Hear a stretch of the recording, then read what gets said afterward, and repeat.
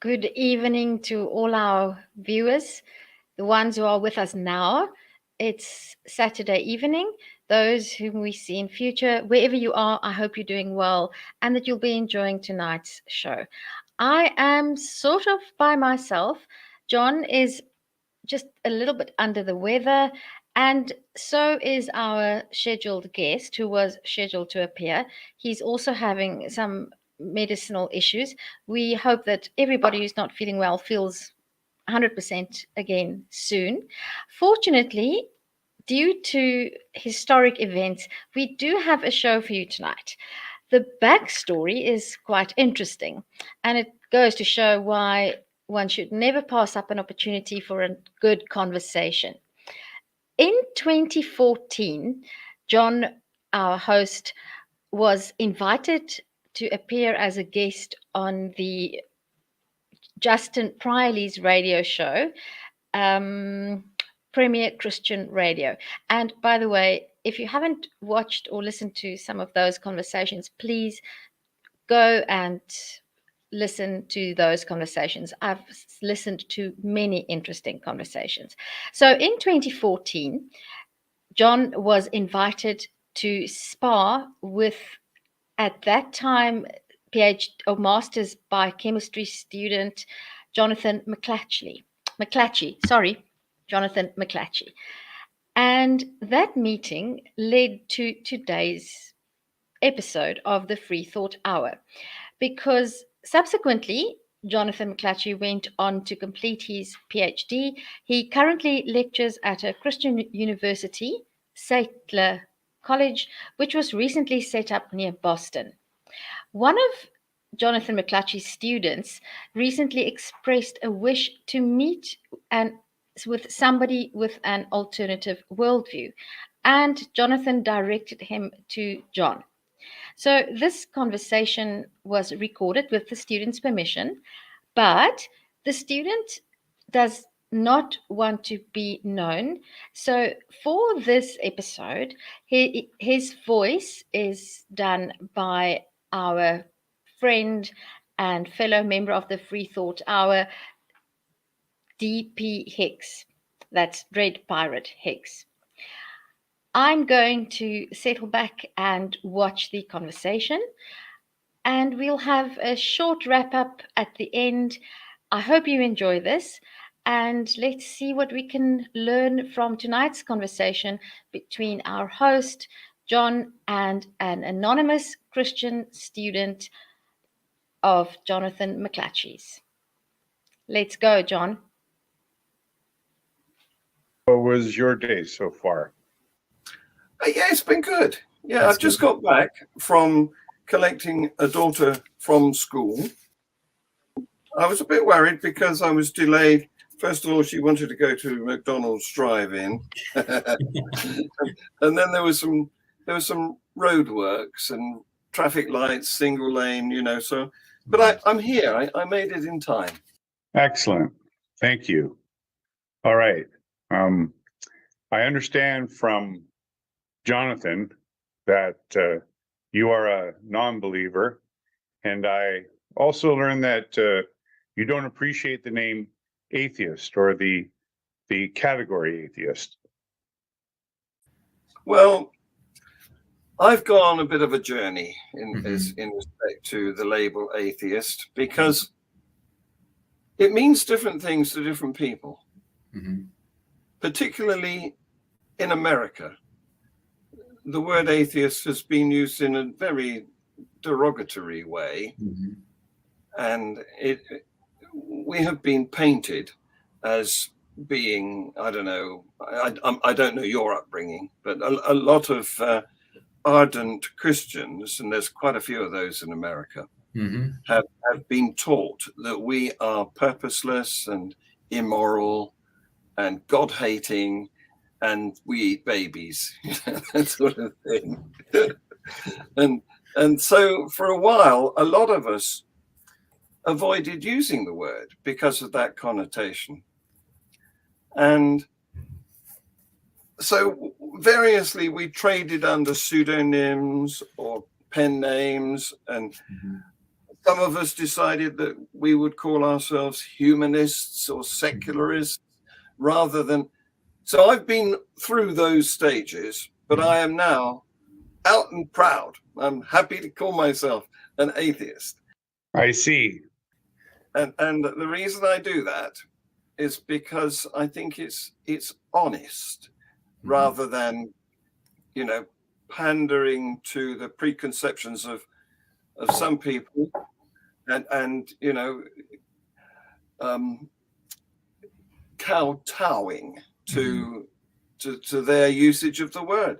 My view is that we are born atheists for the simple reason that we are born unable to communicate. We are born without speech. So therefore we can't have absorbed any knowledge of any ideology at all. We at that stage we don't know what it means to be a Republican or a Democrat or a Hindu or a Muslim or anything. So those things all have to be taught or absorbed from the culture that we find ourselves in as we gradually become aware and capable of communicating. So maybe by the age of 1, when people are beginning to speak, you know, that's when you start finding out that you're expected to believe in a God, and it's the Christian God or the Allah or whatever, depending on where you find yourself to be. So it's my contention that we're born atheists, and if we're left alone, that's the way we stay. And fortunately for my personal experience, I wasn't thrust into, I wasn't inducted, I wasn't indoctrinated into any religion. And so I have remained in my natural born state. That's an interesting perspective. I don't think I've actually heard it described precisely that way before. Is it a possibility that so I happen to be I acknowledge that there's a God.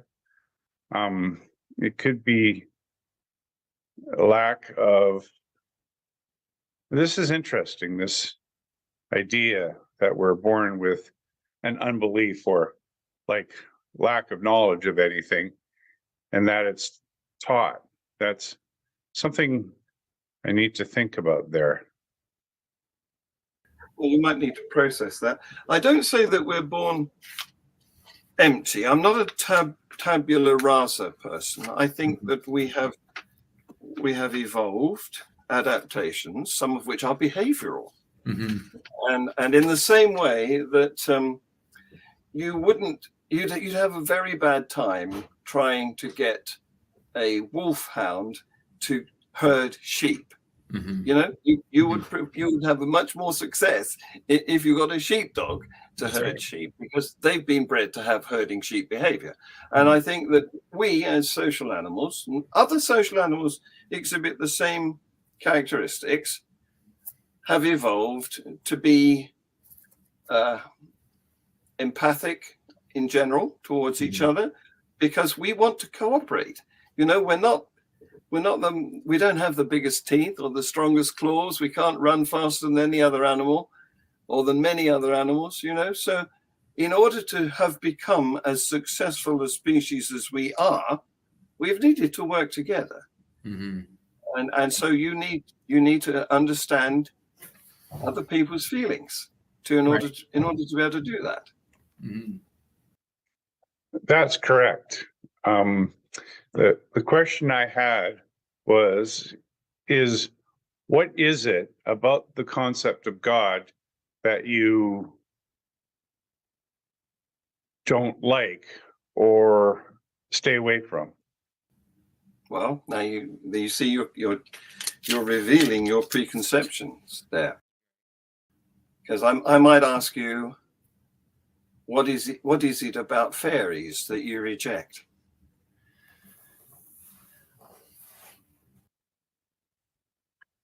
See, in my mind, fairies are like, to compare fairies and a divine being are like, I understand where you're coming from, but from my perspective, you're comparing apples to apples here. Don't get me wrong, I'm not an expert in evidence, and Jonathan would obviously, Mr. McClatchie would have me in spades on that, but I would say that there's nothing within me that testifies that fairies are true, and yet there's things within me that testify that there is a creator. Well, now we're getting somewhere. Yeah. So you have pinpointed the reason. You want, in order to believe in fairies, you would want to have some evidence that they are true, that they are factual. And that's exactly how I feel about your God. I see. So you would believe that there's no evidence that there is a supernatural force or being or something other than what can be or evidenced in the world that we live in. Correct. What you have done there is you've painted a preconception which biases your very statement. You didn't say, I mean, we can play this back. You didn't say that I don't believe that there's some unnatural force, did you? Mm-hmm. You said, I don't believe that there's some supernatural force. You are labeling this mysterious, unknown, unevidenced thing with powers. Mm-hmm. You see? We call that suppositionism, presuppositionism. Mm-hmm. So you would agree that there's a natural power or a natural force of some kind? Whoa, now what do you mean by a natural force? I think there are four foundational forces. There's gravity, there's electromagnetic force, mm-hmm. There's a strong strong nuclear force, and a weak nuclear force. Those are the forces. Would life fall into any of those categories? The spark of life within a human being or an animal? Now, there you go again. You see, you've referred to the spark of life as though it's something which is applied. That's another presuppositionism example, because I should have asked this. Maybe this would be clear. Do we hold the same? Obviously, there's living things such as plants and animals and microbes, and even down to very small things that live and reproduce. And after do we share that same? This is what I'm getting into.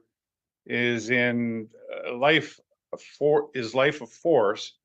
Is there? Would you say that is a force? This life that grows and is not. I wouldn't say that's a force. I would say that it's biochemistry,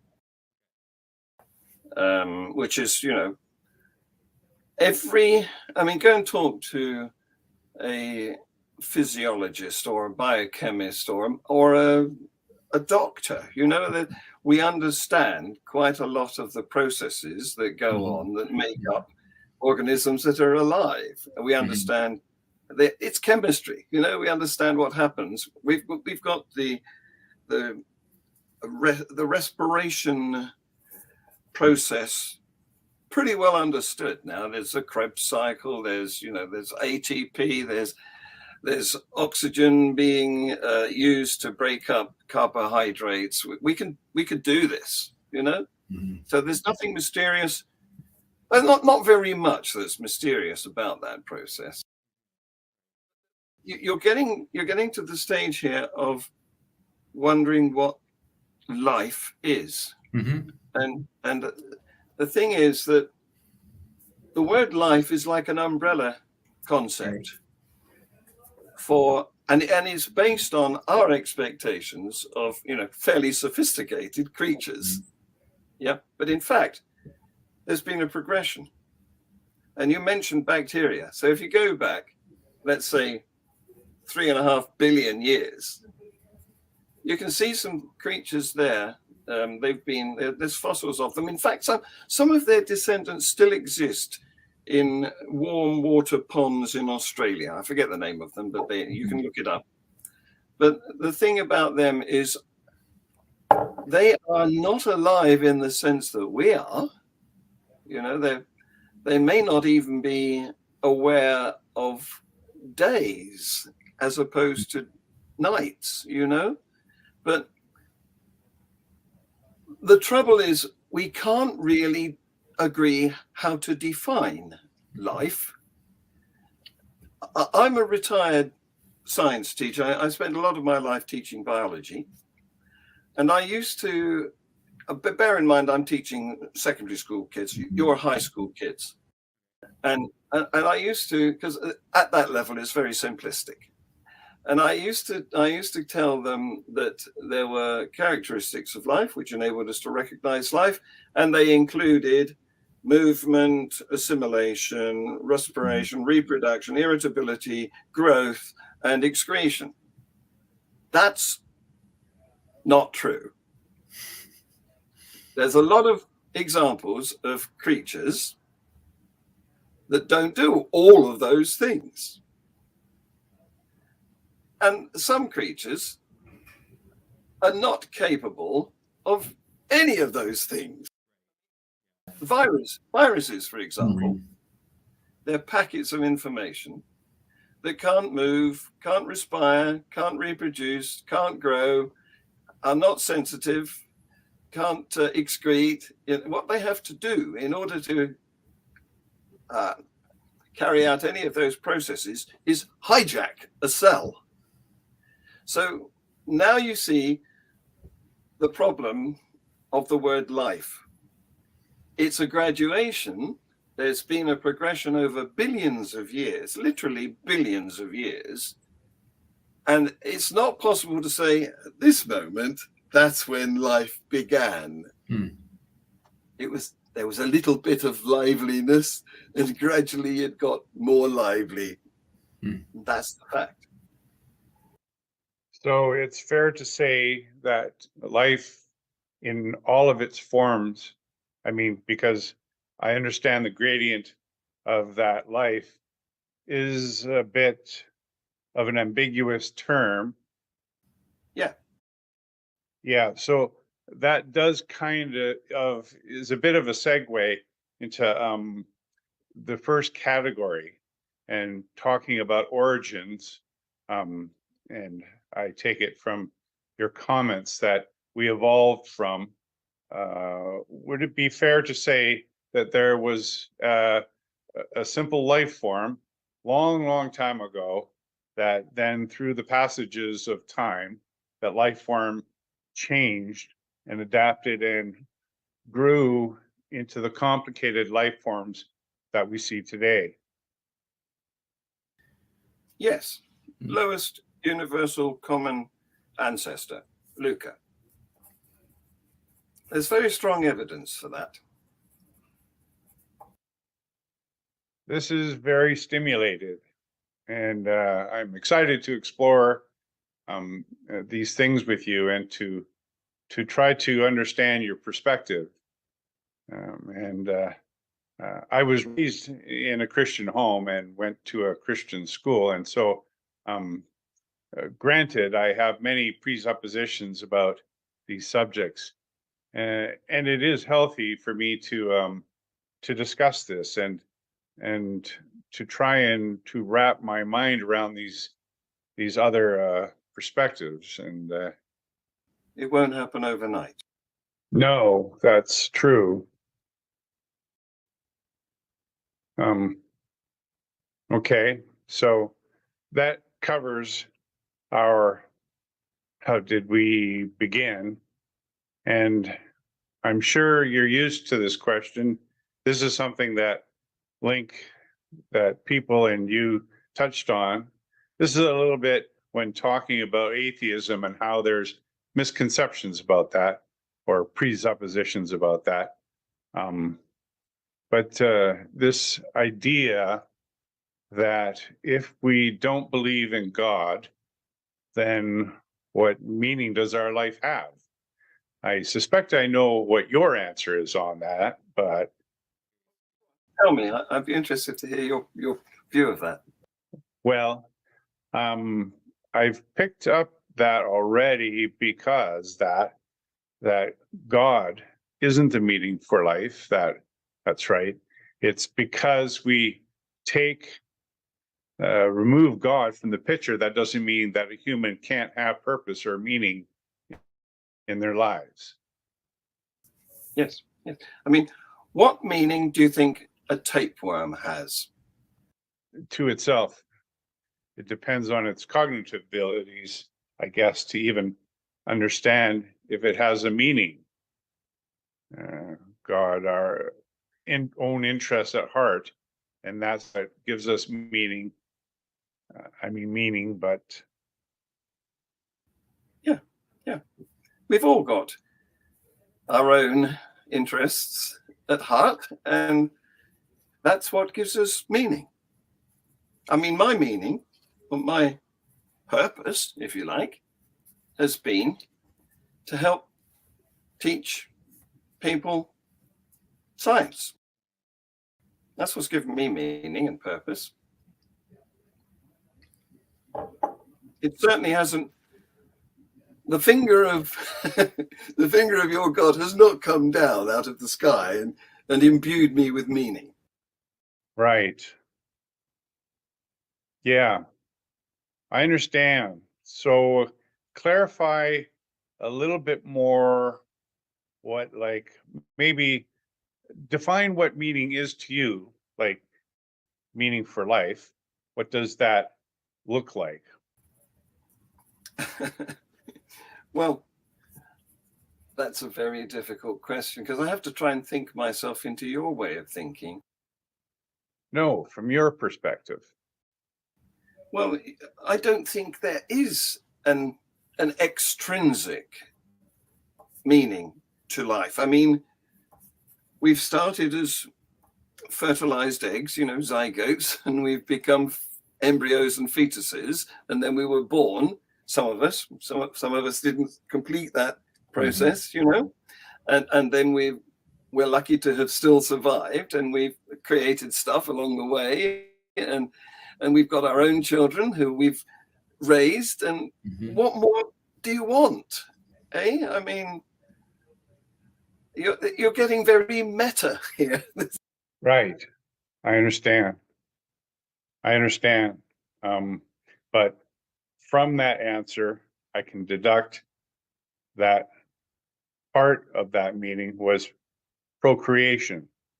So having children, and part of that meaning would have been the time of our lives that we spend with our offspring, that would have brought meaning into our existence. Yeah, sure. If you've ever spoken to a woman who's just given birth, very often she will say something like, I know what I was brought here for now. I know what I was put on this planet for, as if she was put on the planet for anything. That's the feeling that oxytocin has given her. She's now got something to do, and it's to look after her child. But I don't know why. Why is it necessary to expect some higher purpose or meaning? That's just overthinking, if you see what I mean. Or could it be because there is something within us that actually points to a higher meaning? Is that why mankind has felt the need? Okay, sure. We have curiosity, we have inquisitiveness, and so that's an evolved characteristic. I mean, worms are not very inquisitive, but once you start getting to the level of evolution which has senses, you know, then we start, creatures with those senses start to find out about their environment, and they start to respond to harm, from which they retreat, and to food when they move towards, and so on. And this, then the next level, we're talking about Maslow's hierarchy of needs here. You know, the next level is you want to be safe, so you want some protection, and that's why shells have evolved, and nests are constructed, you know, and of course the one biological imperative that all creatures have is to breed. That's that one purpose, and it's no more than the latest iteration of the imperative of hydrogen to combine with oxygen. It's a progression from that simple chemical reaction through increasing layers of sophistication until you get to breeding.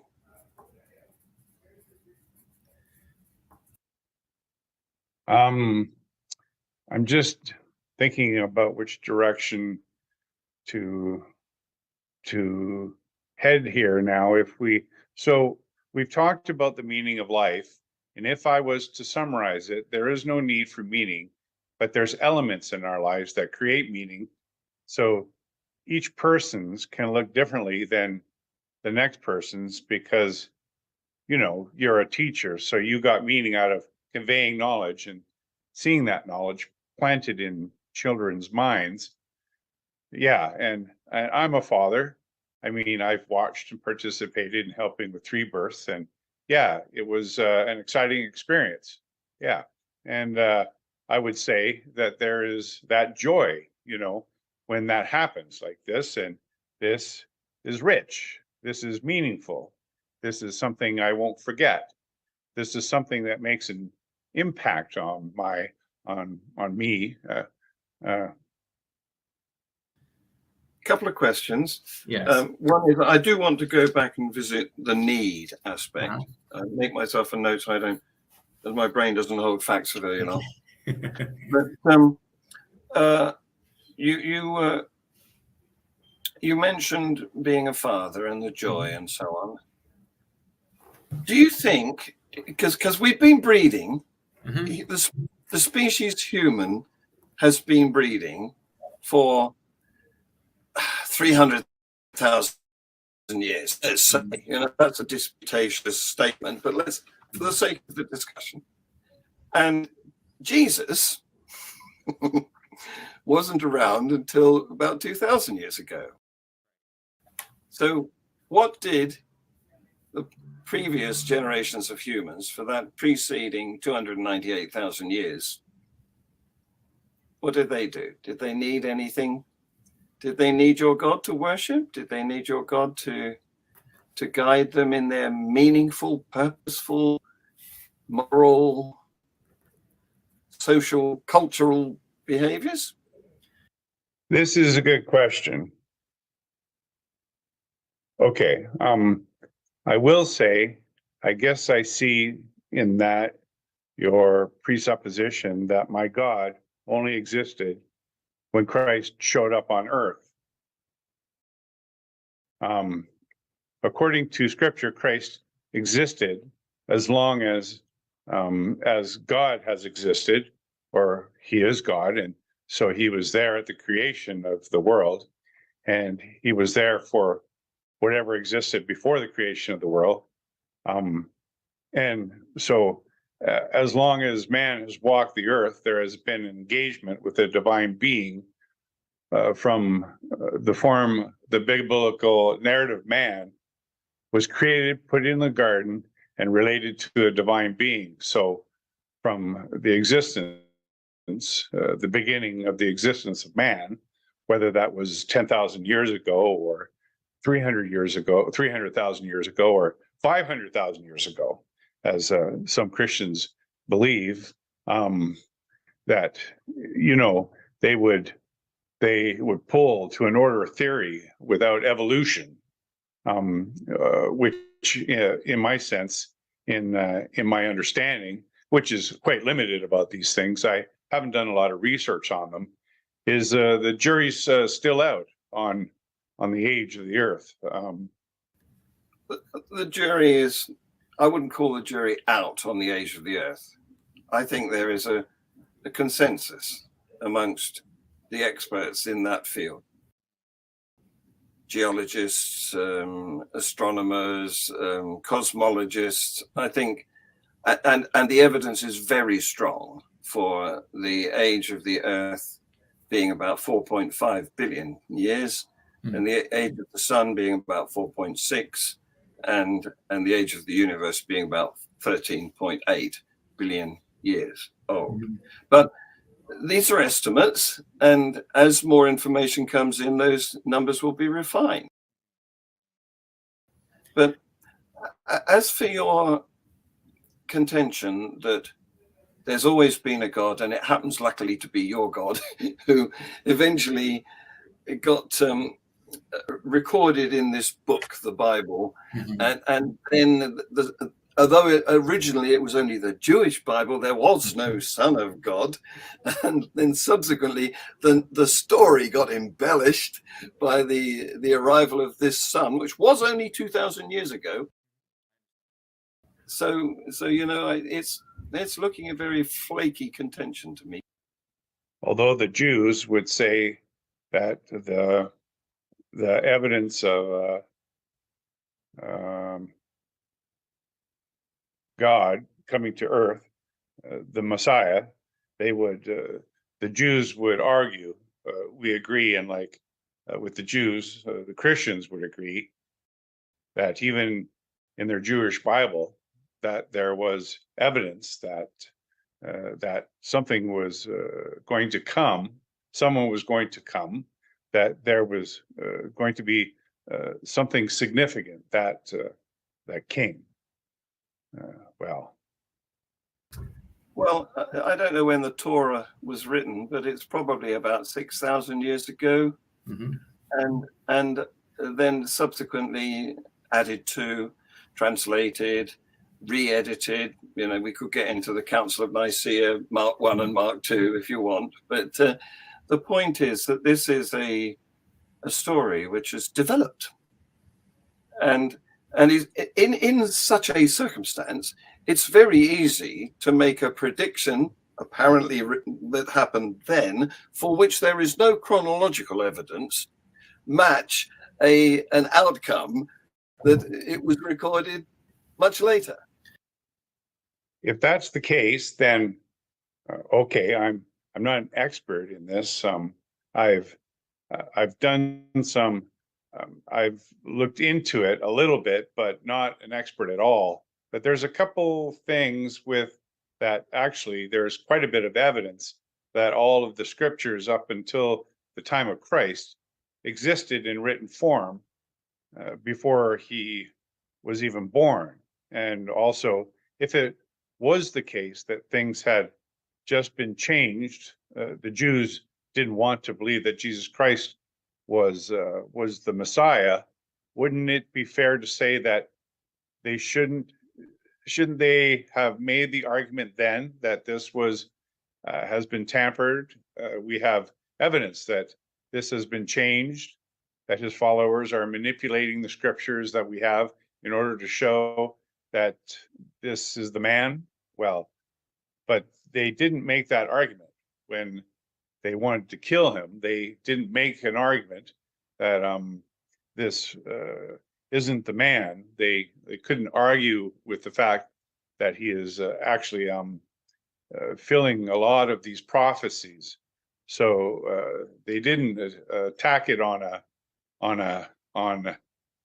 evidence in record basis. Well, I'm not an expert in this area either, but I think that Jews if you speak to many Jews, and I've got some friends who are Jews, secular Jews, I should say, because it's very easy in that religion not to be practicing, but still call yourself. Yeah. I think you'll find that many of them don't consider Jesus to be the Son of God. So there's been no fulfillment of the prediction in their minds. And it's always a good idea if you're composing a narrative that you want to use to convince people to be your flock, shall we say, putting it nicely, then it's always a good idea to make some forecasts that, especially if you can subsequently show them to have come true and prove that your ability as a prophet, then you can see where I'm coming from, can't you? This is good propaganda, political tactic, if you want to control a nation. Yeah, I granted that is the case. If you can make that happen, I guess my only argument against that is there's not evidence that that actually happened, that there has been a change of the record, and that there are over 300 prophecies and documents that were written up to 1,000 years before Christ even walked on the earth, that the possibilities, the mathematical possibilities are of one man fulfilling even a few prophecies that were written even 100 years before his existence is very large. And never mind, a few hundred prophecies that were written before he even existed within documents that could be referenced, that were still in existence, in circulation by the time he walked on the earth. Well, these documents are not unique. There are other religions that have other documents. I'm thinking of the Hindu Vedas, which predate the Bible, for example. And I know very little about the details of them, the Jitas and the Vedas, but I wouldn't be at all surprised if they didn't have predictions in them. It's a good tactic, isn't it? I mean, I don't know whether you follow any soap operas that, weekly transmissions of the stories of people's lives, but there are certain themes that keep coming around because they are interesting to us, because we like a bit of narrative, because our very lives are a narrative. They have a beginning, a middle, and an end, so we are nosy about the beginnings, middles, and ends of other people. And I don't think that any of this has got convincing evidence. I think these are tropes that sell well. And if you go back, for a start, there's a big mysterious gap in the life of Christ from the nativity story to when he suddenly reappears at 30 mysteriously. and that's when the idea that he isn't just a man starts to get written in, that he's the Son of God. And of course, this was only consolidated into the Bible a generation later. And by then, the people knew that they could earn money from it, because it was a gripping yarn that they could stand in the street and tell people, who would then throw coins at them for the entertainment value. Do you see? I'm a skeptic towards all of those so-called claims. Right. I have a couple questions about that, though.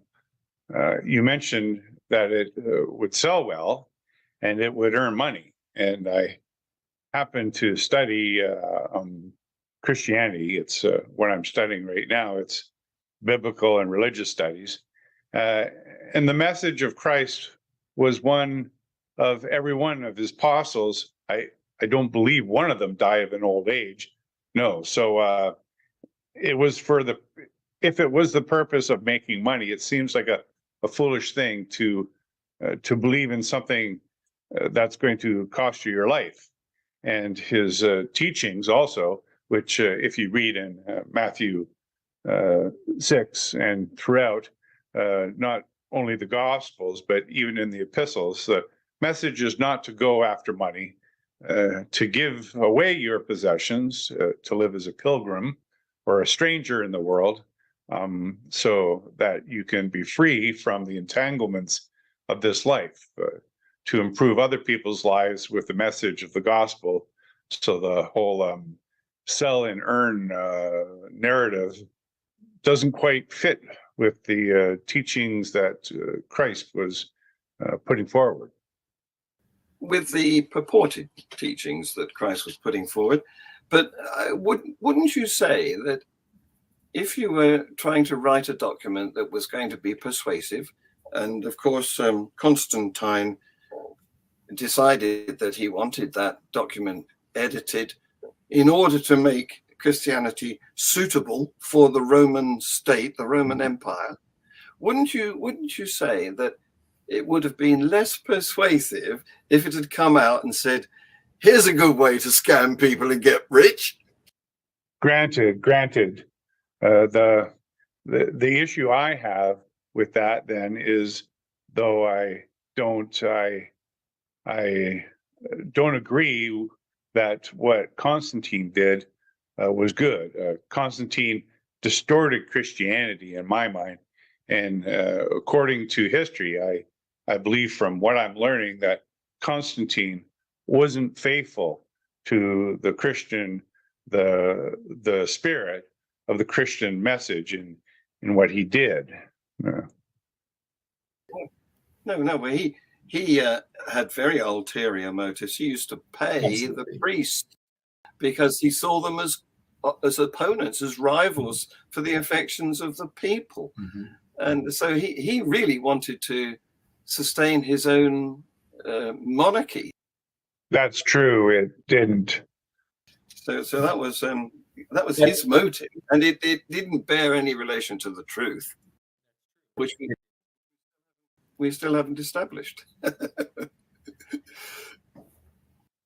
I believe I would need to look into this specifically. It's an invigorating discussion about, how because it brings up the question, how do we have the scriptures that we have today, or that I know about the Gospels? Where do they come from? And I am very interested in that.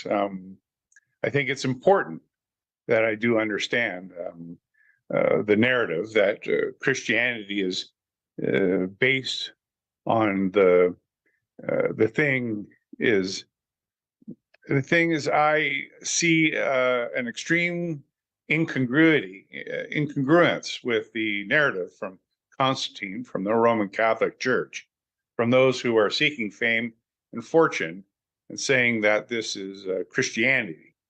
I also see incongruence in fought wars that are fought in the name of Jesus Christ and all these things, because this isn't the message that Christ would be disappointed in the people who act in his name.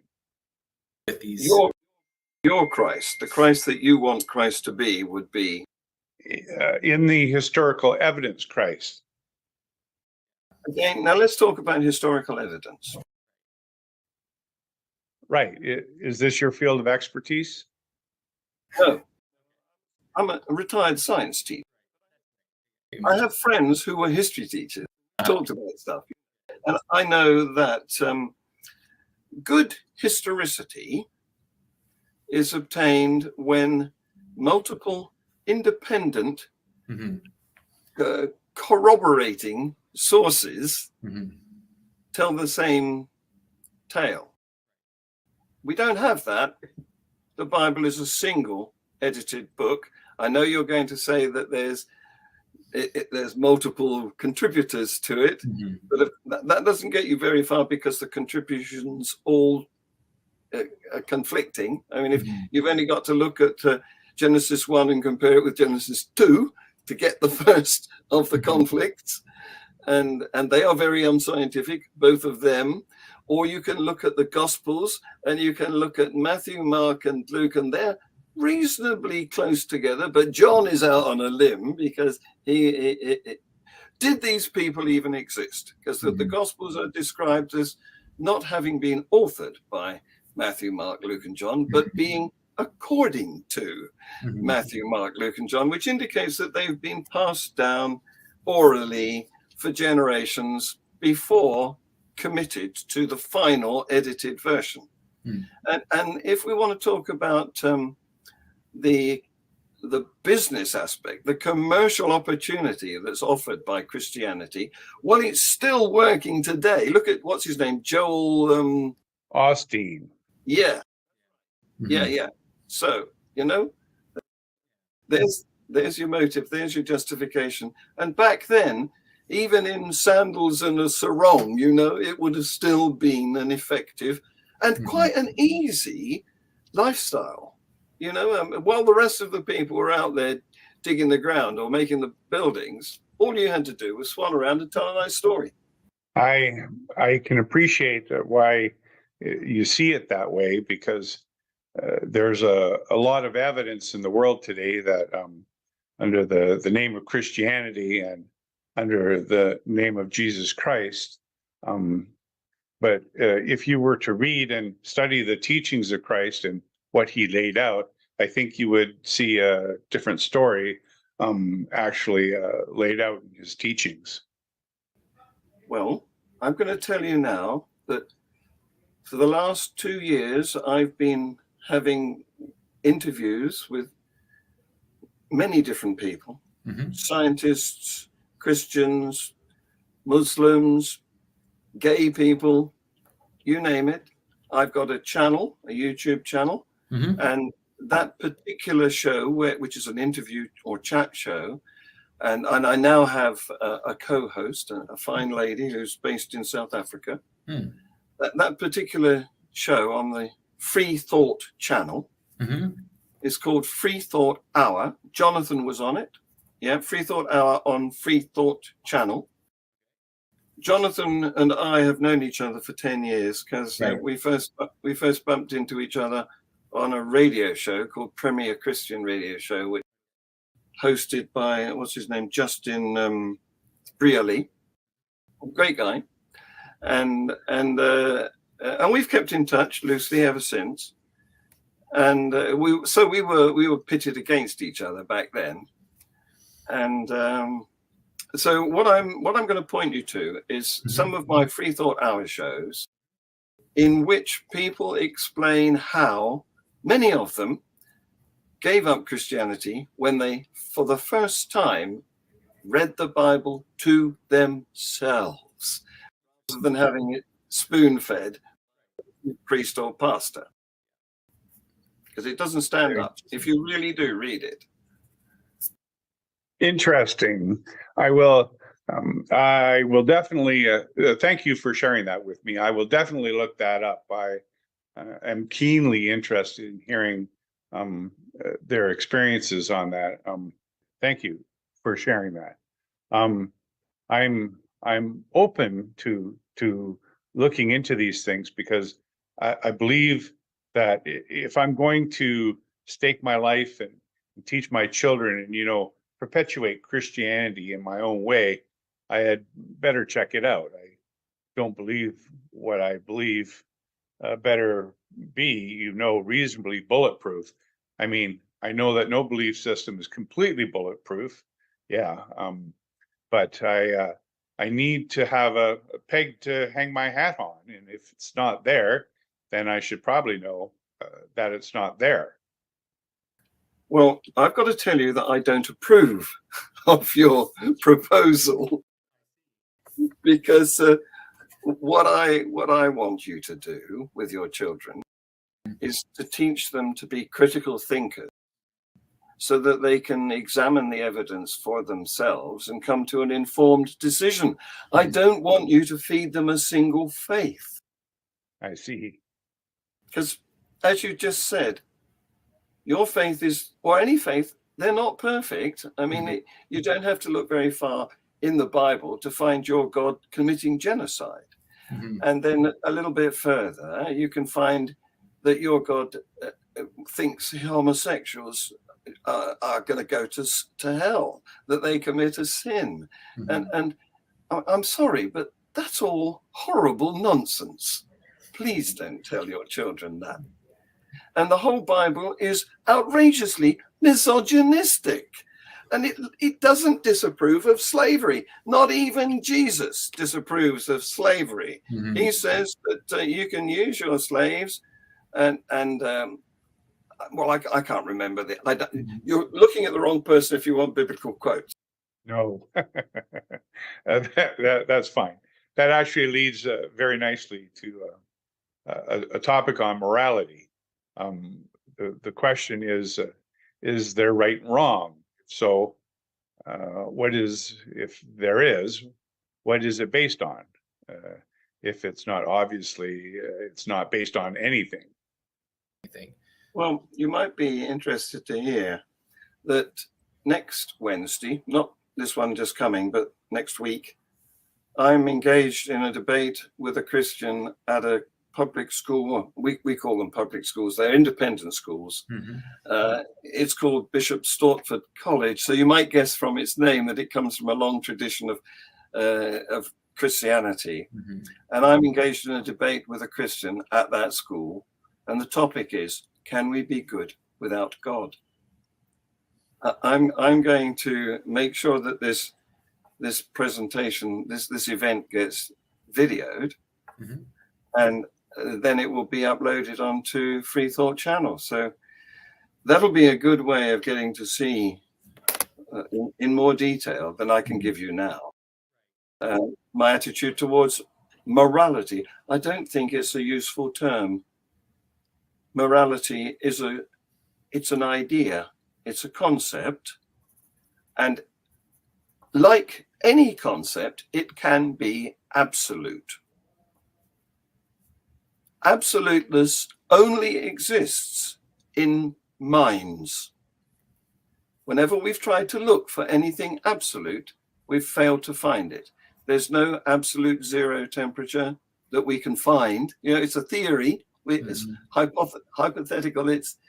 We've investigated. We've got down to within a fraction of a degree, but we haven't managed to get there. Absolute zero, and the same applies to absolute vacuum. That has not been observed. So these things, and morality is another one of them, are ideas, and they have no necessity to match reality. The only way we can find out whether they do match reality or not is by investigating and observing for congruent observations in the natural realm. And this, of course, is how science works. I mean, for example, in about 1960 somewhere, Peter Higgs came up with the idea. He worked it out mathematically that there should be a boson, you know, and that wasn't believed. It was still a hypothetical thingy. We had to build CERN tunneling under the Swiss and French mountains in order to investigate. And eventually in 2012, the Higgs boson was observed. And that's how things work. And if you do that for morality, you don't find any. What you find is contingent behaviors. So what do you mean by contingent behaviors? I mean that we live in a realm which contains time. It's unstoppable. We're on this conveyor belt. There are no static instants. So everything that happens is unique, and we are reacting to it.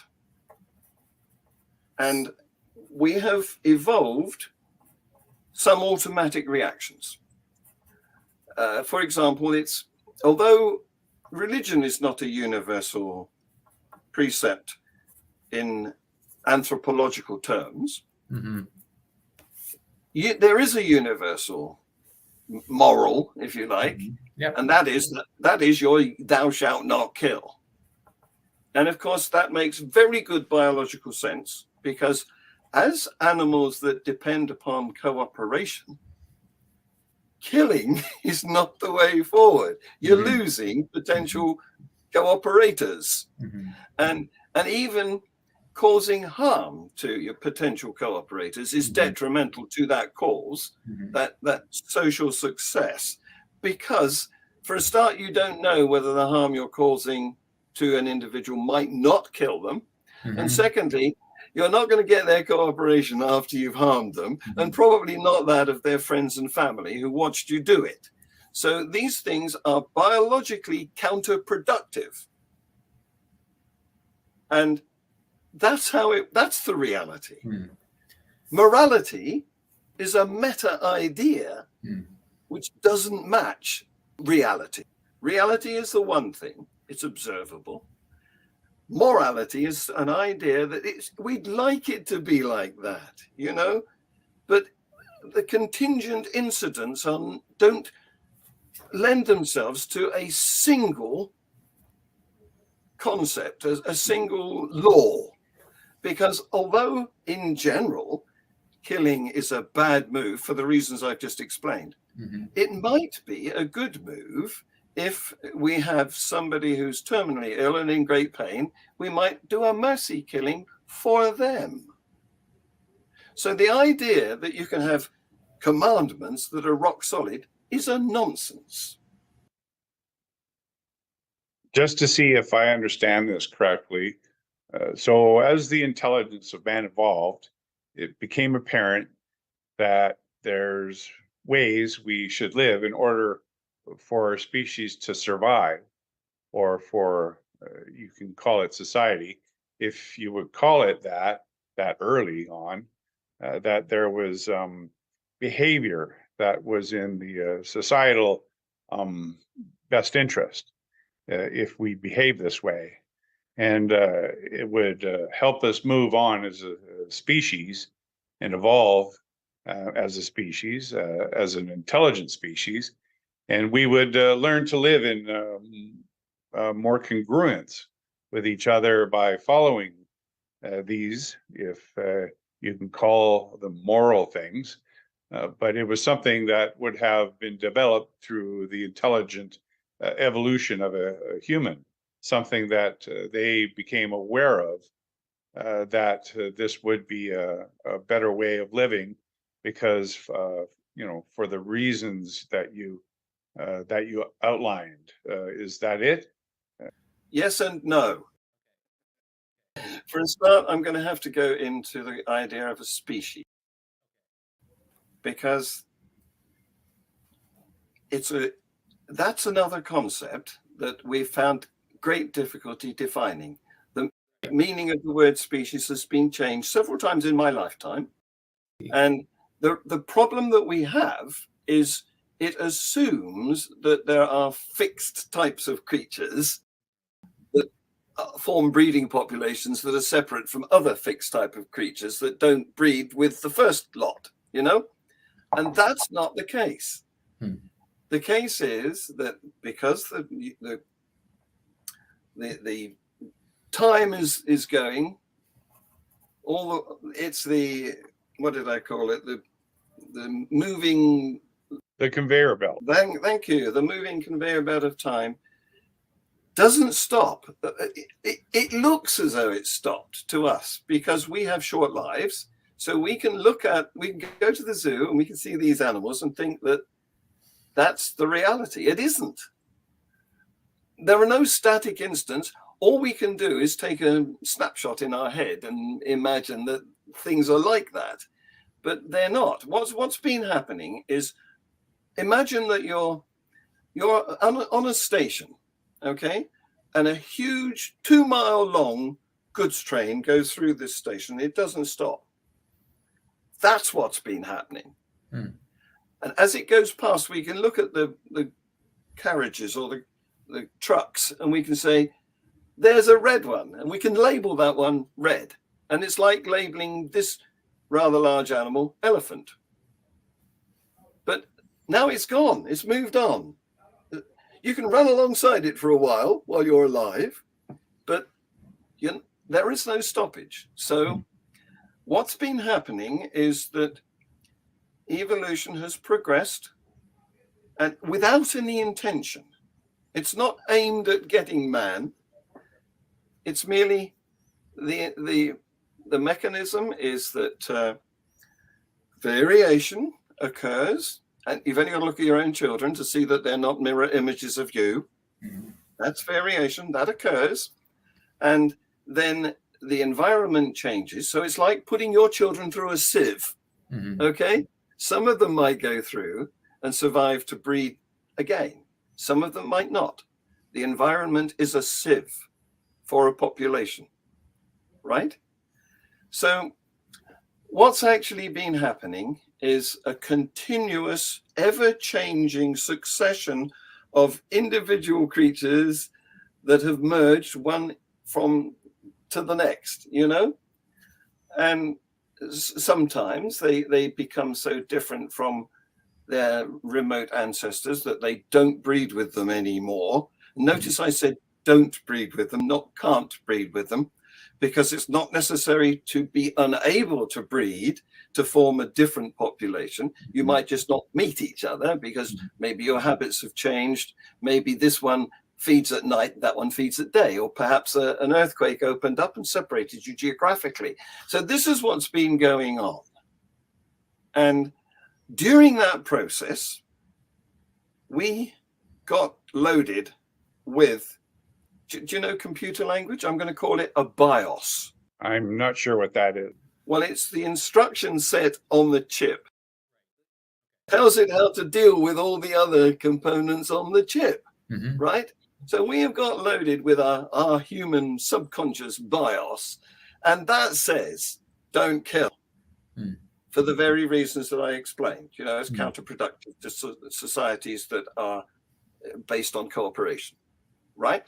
Now, on top of that BIOS, which is the general propensity not to kill, to be nurturing towards each other, because of course we are born incapable.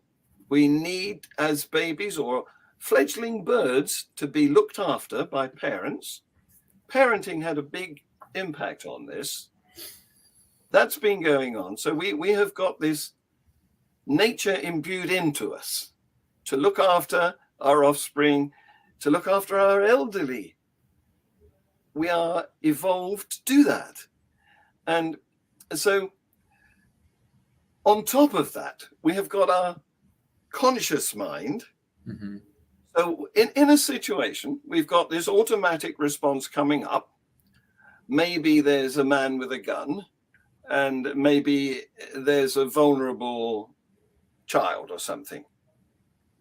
We can modify our conscious behavior. Says don't hurt the man with the gun because he's a fellow man, but we can override that by thinking I'm going to save that child, and we can attack the man with a gun because that has now become the priority. It's the new moral, if you like. Interesting. Very interesting. Well, I see we're creeping up on an hour here, and this has been very enjoyable.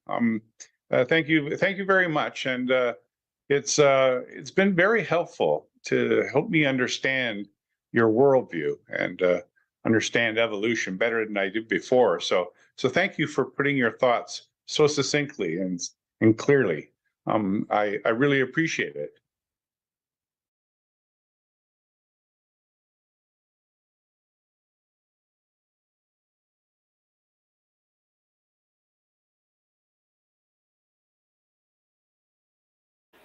And I was muted. Thank you so much for that, John. I would like to just make two very brief comments. Firstly, Dread Pirate, I think you did an excellent job. then this was a very interesting exercise in more than one way. I know Dread from our interactions on the internet, and it was very interesting to listen to somebody else interpreting our anonymous Christian student.